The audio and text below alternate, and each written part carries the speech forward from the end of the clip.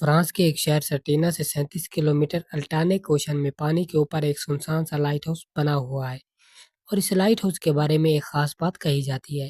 جو پرسن اس light house کو guard کرے گا اس کو $1.2 ملین کی اینول سیلری دی جائے گی۔ یہ رقم 32 کروڑ روپے بنتی ہے، اور اس کے باوجود 1991 میں یہاں سے کوئی بھی انسان یہ جاب کرنے کے لیے راضی نہیں ہوا، اور اس کے پیچھے کی وجہ جان کر آپ کے رونگٹے کھڑے ہو جائیں گے۔ عام طور پر یہ لائٹ ہاؤس کو بلند جگہ یا چٹانوں کے اوپر بنایا جاتا ہے تاکہ اس کی روشنی کشتیوں کو صحیح راستہ دکھائے کہ وہ ساحل یا پھر چٹانی راستوں سے نہ ٹکرا جائیں۔ پوری دنیا میں اس وقت 18,000 سے زیادہ لائٹ ہاؤسز موجود ہیں، لیکن اس میں سے صرف 4,000 لائٹ ہاؤس ایسے ہیں جو پوری طرح سے ایکٹیو ہیں، اور انہی میں سے ایک لائٹ ہاؤس ایسا ہے جس کے بارے میں لوگ بات کرنے سے بھی ڈرتے ہیں۔ یہ ہے لجومنٹ لائٹ ہاؤس۔ کچھ لوگ اسے زمان لائٹ ہاؤس یا پھر جمان لائٹ ہاؤس کے نام سے بھی جانتے ہیں۔ اصل میں یہ دونوں نام ہی غلط ہیں۔ لجومنٹ اصل میں فرانچ لینگویج کا ایک ورڈ ہے جو ایک گھوڑی کو زہر کرتا ہے۔ 1888 سے لے کر 1904 تک یہاں 31 بحری جہاز انہی چٹانوں سے ٹکرا کر ڈوب گئے تھے، جن میں سے 200 افراد اپنی جان سے بھی ہاتھ دھو بیٹھے تھے، اور یہ ٹاور بھی اسی مقصد کے لیے چنا گیا تھا تاکہ آنے جانے والے جہازوں کو اس نکیلی چٹانوں سے بچایا جا سکے۔ آپ کو جان کر حیرانی ہوگی کہ اس ٹاور کو بناتے وقت بہت سے لوگوں کی جان گئی تھی۔ یہ لائٹ ہاؤس 1904 میں بننا شروع ہوا تھا اور 1912 میں بن کر مکمل ہوا تھا۔ 118 فٹ اونچا ٹاور جس کو بنانے کے لیے 8 سالوں کا وقت لگا تھا، اور اس کی مکمل مرمت میں 5 لاکھ گرینائٹ پتھروں اور 1,000 ٹن کنکریٹ کا استعمال کیا گیا تھا۔ لیکن ایک بات جو سب کو حیران کرتی ہے کہ لائٹ ہاؤس سمندری لہروں اور دھند سے ڈھکا رہتا ہے، کیونکہ سمندر کی یہ لہریں اتنی اونچی اور تیز رفتار ہوتی ہیں جو پورے لائٹ ہاؤس کو اپنے اندر چھپا لیتی ہیں۔ جب یہ لہریں 120 کلومیٹر فی گھنٹہ کی رفتار سے لائٹ ہاؤس سے ٹکراتی ہیں تو لائٹ ہاؤس کی دیواریں پوری طرح سے کانپ اٹھتی ہیں۔ 5 دسمبر 1981 یہ ہسٹری کا طوفانی دن تھا جب 60 فٹ بلند لہریں اس لائٹ ہاؤس سے ٹکرا رہی تھیں۔ اس وقت لائٹ ہاؤس کی نگرانی پیرلی گوف کر رہا تھا، جو اس وقت اس کے اندر اپنی ڈیوٹی کر رہا تھا، اور یہ پوری طرح سے اس طوفان میں ڈرا ہوا تھا۔ اچانک سے باہر ہیلی کاپٹر کی آواز سنی، یہ سمجھ کر کہ کوئی اس کی مدد کرنے کے لیے آیا ہے، لیکن وہ ہیلی کاپٹر جون کشاٹ کا تھا جو ایک فوٹوگرافر تھا، اور وہ اس دن سمندری طوفان کی فوٹوگرافی کر رہا تھا۔ جیسے ہی پہلی گوف لائٹ ہاؤس کے دروازے پر مدد کے لیے پہنچا تو لائٹ ہاؤس کے پیچھے سے خطرناک لہر اٹھی اور اسے اپنے ساتھ بہا لے گئی، اور اس کے نتیجے میں اس کی موت ہو جاتی ہے، اور اس کی باڈی سمندر میں کہیں بھی نہیں ملتی۔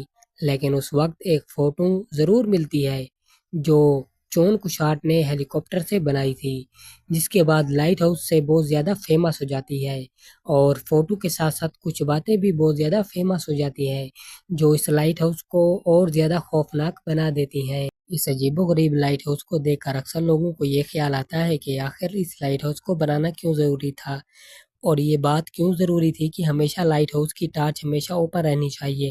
لیکن کچھ ہسٹری جاننے کے لیے ہمیں کچھ سال پیچھے جانا پڑے گا۔ یہ وہ دور تھا جب سفر کرنے کے لیے نہ ہی روڈ ہوا کرتے تھے اور نہ ہی اس دور میں گاڑیاں ہوا کرتی تھی۔ لمبا سفر طے کرنے کے لیے سب سے بہتر طریقہ سمندر، لیکن یہ بھی ایک پرابلم تھی، اور وہ تھا اس سمندر سے اچانک اس جہازوں کا گم ہو جانا کہ جو سمندر میں جاتے تھے وہ لوٹ کر نہیں آتے تھے۔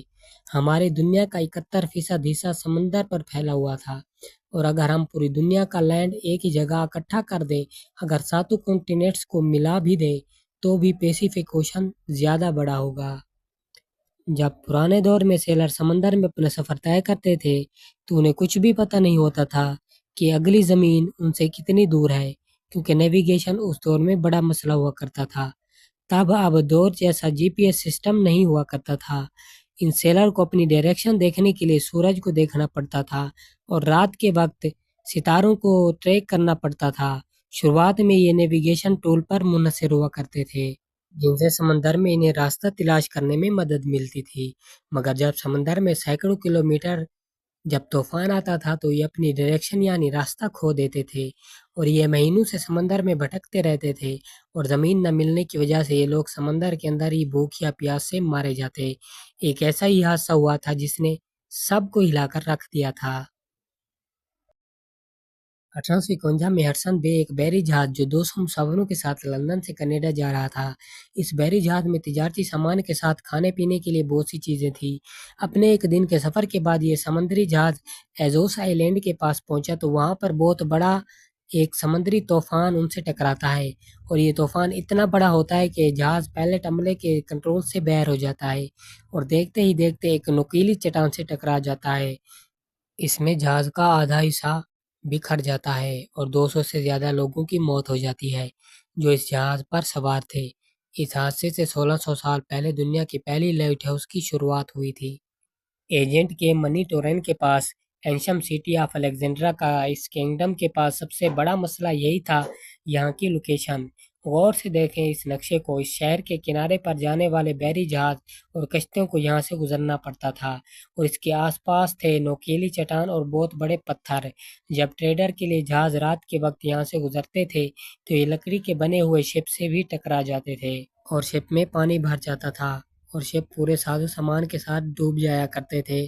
اس وقت اس کے راجا کنگ پٹولمی نے اس وقت کے ایکسپرٹ اور بریلینٹ آرکیٹیکٹ کو بلوایا تاکہ وہ سولوشن کے لیے مدد کر سکے۔ ان سب نے مل کر ایک بہت ہی زبردست ماڈل بنایا جس سے رات کے وقت شپ کو پتھروں اور نکیلے راستوں سے بچایا جا سکے، بلکہ انہیں سمندری لٹیروں سے بھی محفوظ رکھا جا سکے، اور کوئی بھی طوفان اگر آتا ہے یہ لائٹ ہاؤس ان کو الرٹ بھی کر سکے گا۔ یہ ایک ایسا مینار تھا جو 284 فٹ اونچا تھا جسے وائٹ ماربل سے بنایا گیا تھا۔